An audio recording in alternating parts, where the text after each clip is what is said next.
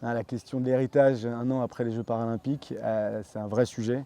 Moi, ça a été la raison de mon engagement il y a 10 ans quand on était candidat pour la troisième fois pour organiser les Jeux olympiques et paralympiques. J'y suis allé et notamment parce que je croyais, et je crois, en tout cas à cette époque-là, profondément dans l'héritage que peut avoir l'organisation de ces Jeux, l'héritage dans la manière de consommer du sport, de faire du sport, de donner enfin au sport ses vraies lettres de noblesse, ce qui n'a jamais été le cas dans notre pays, de permettre aussi de banaliser un peu la différence, la place des personnes handicapées dans la société, que le sport soit accessible à tous, et depuis la tendre enfance, à l'école bien sûr, et puis dans la vie de manière générale.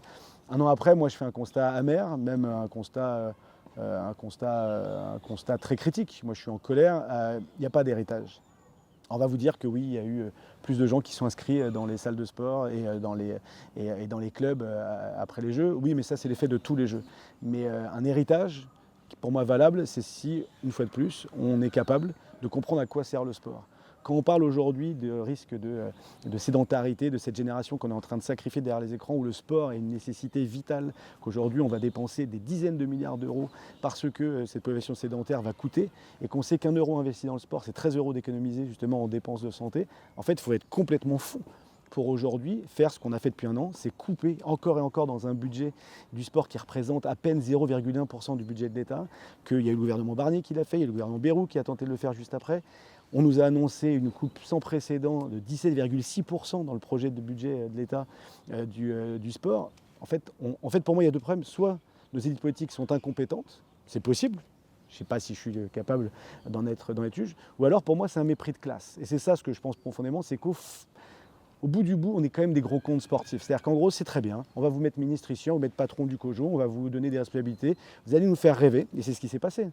On peut le dire, ça a été les plus grands et les plus beaux Jeux de l'histoire, et notamment pour les Jeux paralympiques. Et ça, je peux l'affirmer en ayant parlé avec des experts du monde entier et des gens concernés, qui ont organisé notamment les Jeux de Londres, qui étaient la référence.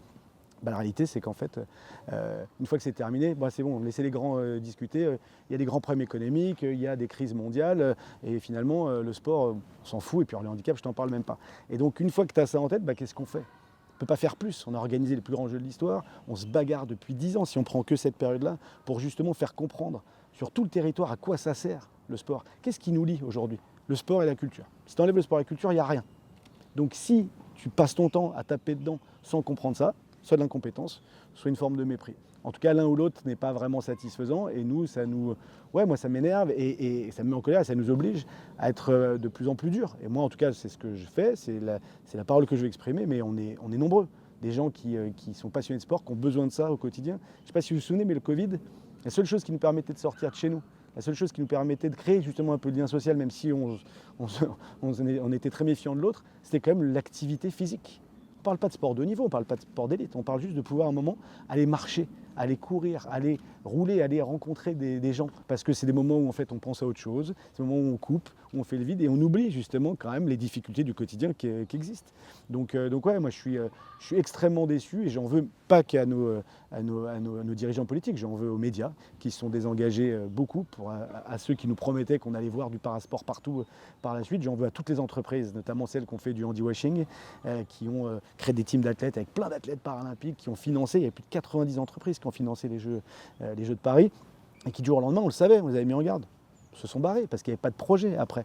Et donc moi, cette façon un peu court-termiste de fonctionner, de financer, de soutenir, je trouve que ça n'a aucun sens, et ça fait des fois plus de mal que de bien. Alors oui, on a vécu une parenthèse enchantée, mais c'est pas ça que doivent servir des Jeux. Moi, j'ai beaucoup attendu de l'État. Alors c'est bien longtemps que l'État-providence n'existe plus, mais on ne peut pas se contenter de toujours attendre justement d'un président, de ministre, qui d'ailleurs ces dernières années change beaucoup.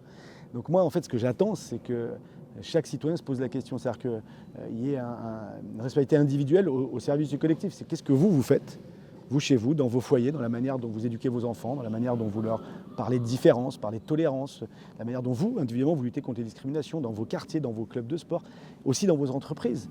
Là, on parle de sport, mais on peut parler d'emploi.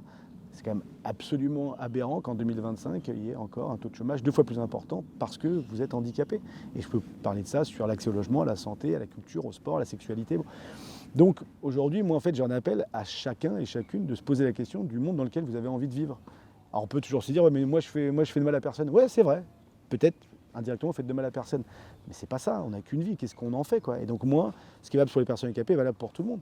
Les questions que je me pose dans le rapport que j'ai à l'autre, bah, moi, m'animent au quotidien dans ma façon d'élever mes enfants, dans ma façon de m'engager professionnellement, politiquement, dans l'associatif. On ne vous demande pas d'être le prochain Martin Luther King ou Gandhi, juste posez-vous au moins déjà ces questions-là. Et puis il en sortira sûrement quelque chose de vertueux, mais aujourd'hui on n'y est pas. On est dans une société extrêmement individualiste.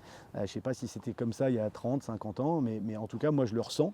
Je ne sais pas si c'est un effet pervers post-Covid, mais en tout cas aujourd'hui, on ne peut pas continuer comme ça. Moi, je pense qu'on vit dans une société qui est triste, une société qui ne vit plus ensemble. Moi, j'ai vécu la moitié de ma vie, 25 ans en fauteuil roulant déjà, et en fait, je n'ai pas souvenir d'avoir vécu dans une société aussi morose et aussi peu soucieuse de s'intéresser à l'autre et de vivre avec l'autre.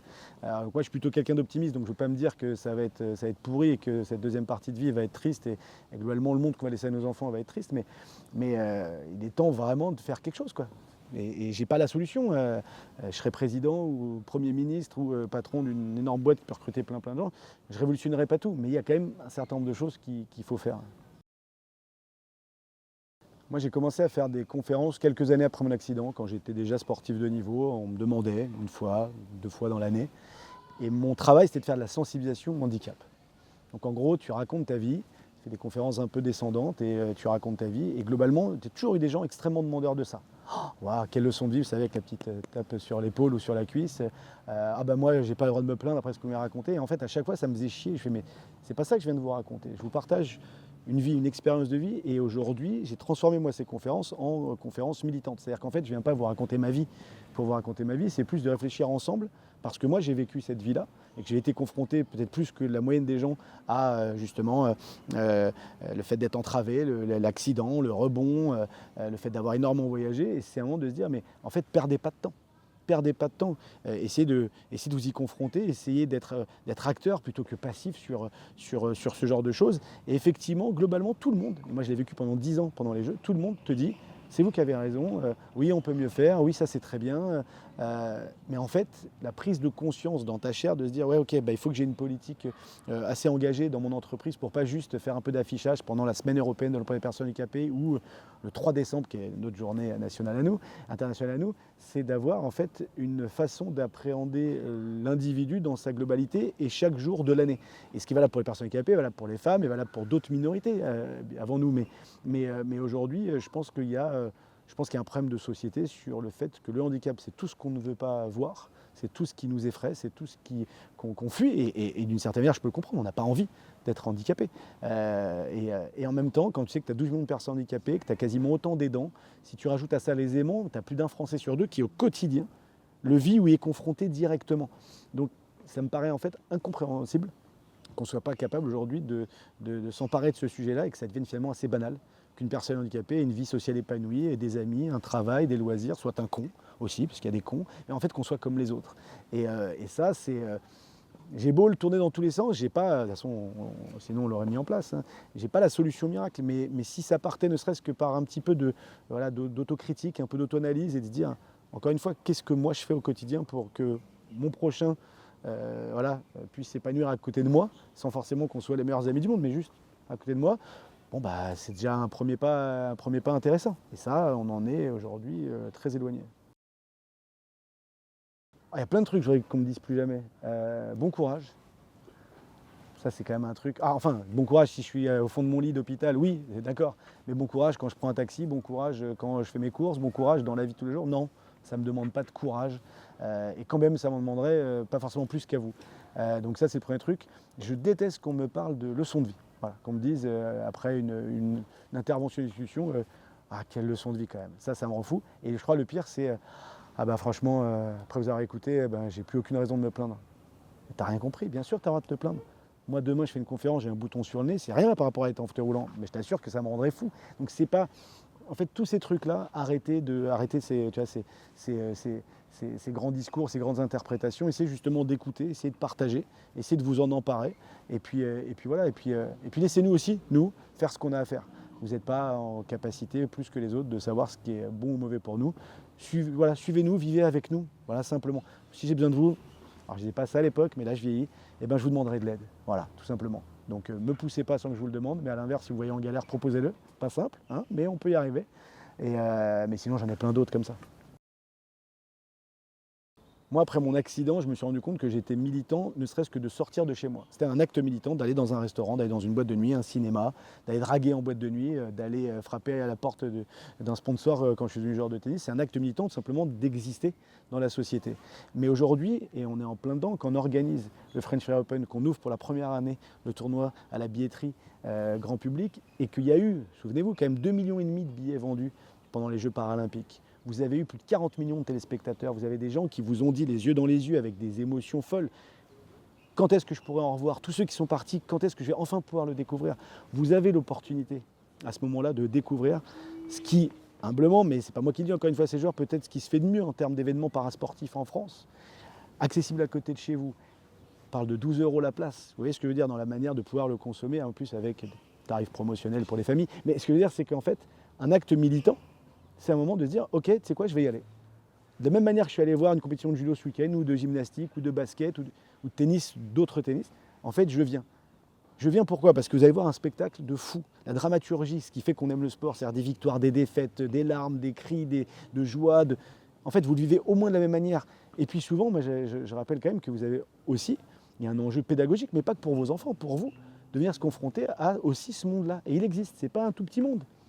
C'est pas un tout petit monde. On parle de dizaines de millions de personnes dans notre pays, de plus d'1 milliard de personnes dans le monde. Donc voilà, et encore une fois, c'est pas pour se donner bonne conscience, c'est de venir se prendre une putain de claque d'un spectacle, voilà, à couper le souffle. Et donc aujourd'hui, arrêtons d'attendre et de se le foutre vraiment sur un plateau ou qu'on vous prenne par la main. On l'a fait, on l'a beaucoup fait. On va dans les écoles, on va dans des entreprises, on a invité beaucoup de monde. Moi aujourd'hui, j'ai cette opportunité-là. En fait, c'est à côté de chez moi, j'y vais. J'y vais et je me dis waouh. Et puis en plus, si c'était un truc où vous allez être mal à l'aise, où la moitié des gens disent ouais, bah, j'y suis allé parce qu'on m'a dit que c'était super, mais revoyez et remémorez-vous ce que les gens ont vu et ressenti pendant ces Jeux paralympiques. Et c'est pas parce que uniquement c'était les Jeux. Évidemment, c'est un événement unique et qu'on n'aura peut-être qu'une fois de notre vivant chez nous, mais c'est tout ce que les gens ont vécu. Ils ont vécu et ils ont rencontré des personnalités inspirantes, profondes, impactantes. Il arrive aussi des gens dont on se fout complètement, comme dans tout comme ailleurs. Mais on a assisté à des choses qui font que voilà, que tu as la chair de poule, que tu es comme un fou. Moi, quand je vais voir la finale de CSI Foot, la France est en finale, on est au pied de la Tour Eiffel, que j'assiste à ces holas silencieuses dont j'entendais parler depuis une semaine, où j'ai la chair de poule, je suis avec mes frères, on est fous, on ne fait pas de bruit. Le dernier pénalty du capitaine de l'équipe de France, s'il marque ce pénalty, on est champion paralympique, on a cette médaille d'or, c'est le samedi soir, c'est la veille de la semaine de clôture, et que le capitaine de l'équipe, normalement ils sont tous malvoyants, normalement ils tirent en tenant le ballon et en tapant avec leurs pieds. Lui, il fait 2 pas en arrière, c'est-à-dire que dans l'espace, il sent qu'il est au bon endroit. Il fait ses 2 pas, il te marque un pénalty face à un gardien invalide, mais ne me parlez pas de oui, mais trouve-moi un événement sportif pendant les Jeux, et rien qu'en parler, ça me rend fou, que ça, il n'y a pas. Tous ceux qui l'ont vu, que ce soit les personnes handicapées, valides, sportifs de niveau amateur, tu te prends un truc, ben en fait, tu as ça dans plein d'autres sports. Et si on est capable, moi je prends toujours cet exemple-là, si tu es capable d'avoir des records d'audience sur du championnat du monde de lancer de fléchettes ou de snooker et compagnie, je pense qu'on est largement capable de vous montrer, de vous prouver que vous allez vraiment kiffer.